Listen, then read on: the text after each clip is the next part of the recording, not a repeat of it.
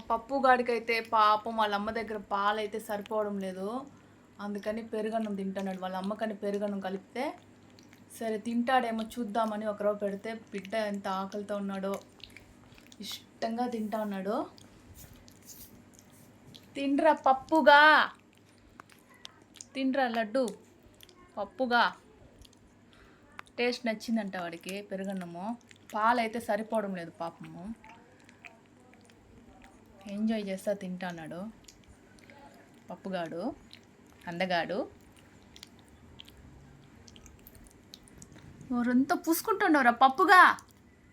ఏ పప్పు ఏంది నోరంతా? అయ్యో పెట్టి ఇంకొంచెం పెట్టి తింటుంది. తినరా లడ్డు. బాగుందా పప్పు? పెరుగన్నం బాగుందా? తినిపించాలా నీకు పప్పు? పాపం బిడ్డ ఎంత ఆకలితో ఉందమ్మా నా బిడ్డ.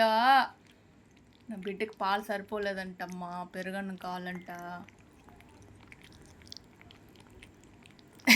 సౌండ్ చేస్తా తింటాడు. మధ్యాహ్నమే కొంచెం అన్నం కలిపి పెట్టకూడదు. ఎంత ఆకలి. నాకు తెలియదు కదా, అది వాళ్ళ అమ్మ దగ్గర ఉంటే పాలు తాగుతుంది అనుకున్నా. వాళ్ళ అమ్మ కాడ పాలు ఆడ నుంచి వస్తాయి. పాలు ఎందుకు రావట్లా పాపం.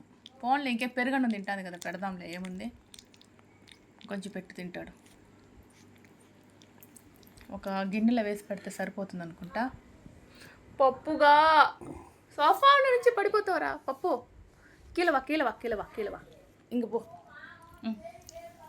ఇప్పుడు ఇప్పుడు ఇప్పుడు హాయిగా ఉందా?